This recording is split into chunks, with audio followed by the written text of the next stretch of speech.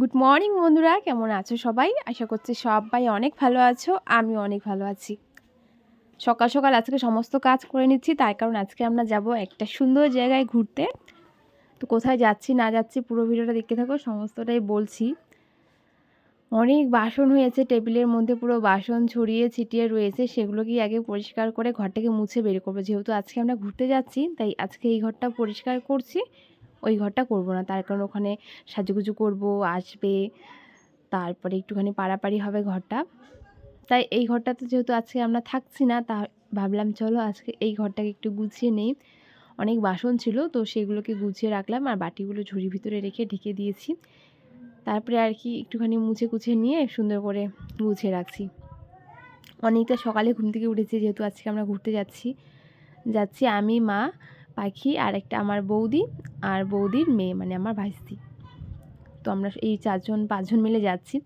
আমাদের বাড়ি থেকে খুবই কাছে, 10 থেকে 15 মিনিটের মতো রাস্তা। টোটোতে করে গেলে এতটুকুই সময় লাগে, হেঁটে গেলে একটু বেশি সময় লাগে। আমরা যেহেতু টোটো করে যাব, তাই এতটুকু সময় লাগবে। তো মা স্নান করে রান্নাবান্না করছে। মা বলল তুই তাড়াতাড়ি করে কাজগুলো করে নে, ঘুরতে মানে কোথাও যদি ঘুরতে যাই একটুখানি হাতে সময় নিয়ে বের হলে ভালো লাগে। আর যেহেতু আমরা ওখানে যাচ্ছি, জায়গাটা এত সুন্দর, ওখানে সবাই ঘোরার জন্য, ভিডিও করার জন্য, ফটো তোলার জন্য যাবে। তাই এই দুপুরবেলা যে সূর্যের আলোটা থাকে, সেটাতে বেশি ভালো ফটোগুলো আসবে। তাই আমরা 2টো থেকে 3টের মধ্যে বেরিয়ে পড়বো। অনেকেই রাতের বেলা যাবে, সন্ধ্যাবেলা যাবে।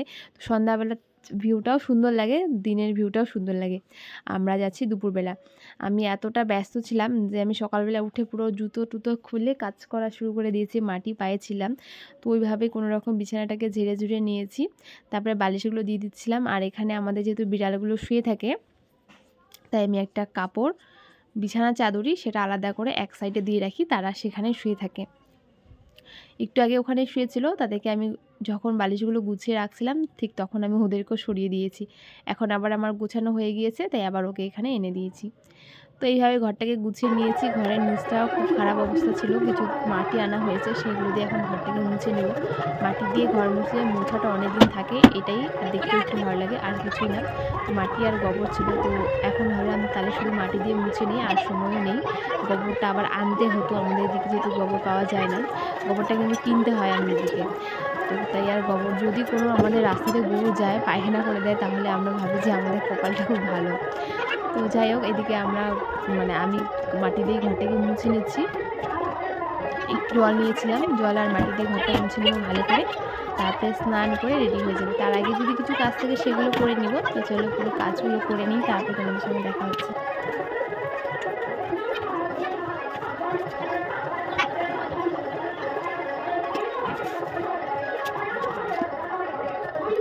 কোথাও যাওয়ার আগে তো খেতে হবে, তাই এখানে আমি খাচ্ছিলাম ভাত। আজকে আমাদের রান্না হয়েছে লাউয়ের তরকারি আর মাছের তেলের তরকারি, মানে ভাজি, তার সঙ্গে মাছ। এখানে একটু করে মাছ রান্না করেছে, এখানে 4 থেকে 6 পিসের মতো ছিল। আলু দেয়নি, পাতলা করে মানে মাখা মাখা করেছে আর কি, ঝোল করেনি। আর এদিকে বাড়ির সামনে দিয়ে যাচ্ছিল বেদানা, তো সেখান থেকে বেদানা নেওয়া হয়েছে, সেটাই ঝুড়ির মধ্যে ঢেলে রাখছি। মা নিয়ে এসেছিলো কমলা লেবু, বেদানা আর কমলা লেবু। তাই মা বললো যেহেতু আমরা তাড়াতাড়ি যাচ্ছি আর ওখানে আসতে একটু লেট হবে, তাই বললো যেহেতু নিলাম আর কি টাটকা টাটকা, তো একটুখানি খেয়ে নিচ্ছি। এটা খেয়ে তারপরে রেডি হবো। এটা ছুলতেও অনেকটা সময় লাগে, আর এখনই যেহেতু গেল, আমি আমাদের বাড়ির সামনে দিয়ে যাচ্ছিলো, তো নেওয়া হয়েছে। তাই আমি একটু কিছু ডালিম আর একটা কমলা লেবু ছুলে নিয়েছি। শীতের ফল এগুলো আর মিস করি না, সবসময় খেতেই থাকি, শেষ হওয়ার সঙ্গে সঙ্গে আবার খেতে থাকি, যেহেতু এগুলো আর অফ সিজনে পাওয়া যাবে না। বেদানা, ডালিম, মৌসুম্বি, তারপরে শসা, এগুলো তো 12 মাসই খেতে থাকি, তবে কমলা লেবুটা কিন্তু 12 মাস খাওয়া হয় না, তাই এটা সবসময় আমি খেতে থাকি। লবণ দিয়ে খেলে আমার বেশি ভালো লাগে, এটা একটু মিষ্টি ছিল, তাই আর লবণ নেওয়া হয়নি। এতটা তাড়াহুড়ো করে এসেছি, আর টোটোর মধ্যে এত মজা হয়েছে আমি ভিডিও করতেই ভুলে গিয়েছি। ফাইনালি চলে এসেছি সুন্দর একটা পার্কে। এটা কিন্তু খুবই সুন্দর, অনেক বড়। হ্যাঁ জানি এর থেকেও আরও অনেক বড় আছে, আরও অনেক সুন্দর আছে, কিন্তু আমার দেখা সুন্দর আর কি। তো আমাদের এখানে, আর এখানে যত সব রাইডগুলো ছিল সমস্তটাই ফ্রি, শুধুমাত্র একটা থেকে দুটো মনে হয় টিকিট ছিল। তো আমি এই যে স্লিপে উঠছিলাম, একটাতে সিঁড়ি ছিল না, ওটাতে উঠতেই পারছিলাম না। তারপরে আরও অনেক আছে, এখানে 10-12টার মতো স্লিপ আছে, তো সেগুলোর মধ্যে সিঁড়ি আছে, সিঁড়ি দিয়ে কষ্ট করে উঠলাম। এতটাই কষ্ট হচ্ছিলো সিঁড়ি দিয়ে উঠতে, তার কারণ আমার জুতোটার মধ্যে হিল ছিল, হিলটার মধ্যে লেগে যাচ্ছিলো আর পাটা ব্যথা করছিল। তারপরে এই তো পাখিকে বললাম আমাকে তুই একটু ধরবি, আমি নেমে যাচ্ছি। তো ও আমাকে ধরলো, আমি নামলাম। চারপাশের ভিউটা দেখো, এখানে এত সুন্দর ডেকোরেশন করেছে, সমস্ত কিছু কালার করেছে। আর সেলফি তোলার জন্য, ফটো তোলার জন্য সুন্দর সুন্দর ডেকোরেশন করেছে এক্সট্রা করে, যেখানে শুধুমাত্র ফটো তোলা, সেলফি তোলা যায়। আর আমাদের এখানে মানে তিস্তা উদ্যানে আগে সবার ফার্স্টটা যেহেতু অনেক দিনের, সেখানে ময়ূর ছিল। এখন আর ময়ূর দেখা যায় না, তবে খরগোশ আছে আর আছে পাখি, মাছ আছে অনেক রকমের অ্যাকোয়ারিয়ামে। সেখানে আমরা ঢুকিনি, তার কারণ আমরা অনেকবার এসেছি, আমরা অনেক দেখেছি। যারা নতুন তারা হয়তো বা দেখছে, তো আমরা আর দেখিনি, তার কারণ ওখানেও পয়সা লাগে। ফ্রি হলে ঢুকে যেতাম। তো তারপরে এটার নাম কি আমি জানি না। এখানে অনেক ছোটো মোটো রাইড ছিল, সেগুলোর নাম আমি জানি না, কিন্তু উঠতে ভালো লাগছিলো। কিছু কিছু আছে ওগুলো বাচ্চাদের, আর কিছু কিছু আছে বড়দের বাচ্চাদেরও। তো আমি এখানে এটা উঠছিলাম, পাখিকে বললাম আমাকে একটু ধুলিয়ে দেও, আমাকে এত জোরে জোরে ধুলিয়ে দিচ্ছিল, আমার মাথা ঘোরাচ্ছিল। তারপরে আমি নেমে গিয়ে তো পাখিকে বললাম যে আচ্ছা তুই উঠ, তোকে আমি ধুলিয়ে দিচ্ছি। ওকে এত জোরে জোরে দুলাচ্ছিলাম, ওর তবু ভয় লাগছিল না। তারপরে এটার নাম কি আমি সেটাও জানি না। এখানে আমার মানে বৌদির মেয়ে, আমার ভাইস্তি প্রাচী আর পাখি ওরা উঠছিল। তো এটাকে হয় কি, এখানে যদি দুজন সমান থাকে ওয়েটটা, তাহলে ভালো লাগে।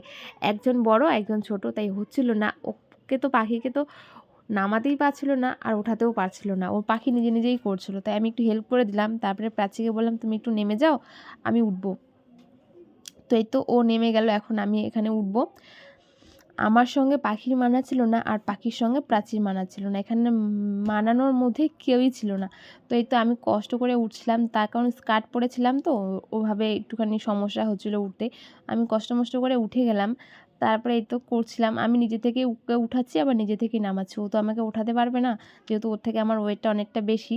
তাই এই তো এইভাবে কিছুক্ষণ করার পর তারপরে নেমে যাচ্ছিলাম। আমি উঠার সময় আমি বুঝেছি যে আমি আজকে আর নামতে পারবো না, তার কারণ এটাকে পুরো নামতে গেলে আমার একদম পুরো পাটাকে ফাঁকা করতে হচ্ছে। আর যেহেতু স্কার্ট পরেছি, আমি পাটাকে ফাঁকা করতেও পারছিলাম না। তারপরে কষ্ট করে যে নামবো সেটাও পারছিলাম না। আর পাখি ওদিক থেকে ভয় পাচ্ছিলো আমি নেমে গেলে যদি ও উপরে উঠে যায় বা উপর থেকে নিচে নামে। তাই বললাম তুই চুপ করে থাক, আমি কষ্ট করে আগে নেমে যাই। তারপরে এই যে আমি নামার পর নিচে নেমে গেল, এটারই ও ভয় পাচ্ছিল। তো যাই হোক, এটাতে কষ্ট মষ্ট করে এখানে ছোটো থেকে বড় নানা রকমের অনেক অনেক ফুল ছিল, যেই ফুলের নাম হয়তো বা আমি জানি না। এই যে কিছু চন্দ্রমল্লিকা গাছ, চন্দ্রমল্লিকা আর গাঁদা ফুলের গাছগুলো এত সুন্দর, এত বড় বড়। এখানে অনেক রকমের বিটুনিয়াও ছিল, তো একদম ঘাসের মধ্যে লাগানো ছিল। এত সুন্দর করে ডেকোরেশন করে এই গাছগুলো লাগিয়েছে আর ফুল ফুটিয়েছে। এখানে বিভিন্ন কালারের বিভিন্ন রকমের বিটুনিয়া ছিল, সেগুলো একদম মাটির সঙ্গে লাগানো ছিল। ছোট থেকে বড় সমস্ত ফুল এত সুন্দর লাগছিল। এত ফুল তো আর ফটো তোলা হয়নি, কিছু কিছু ফুল ভিডিও করে রেখে দিয়েছিলাম, ভাবলাম চলো তোমাদের সঙ্গে এখানে আমরা পার্কে 3 থেকে 3.5 ঘন্টা কাটানোর পর তারপরে সন্ধ্যা হয়েছে। তারপরে ভাবলাম চলো বেরিয়ে যাই।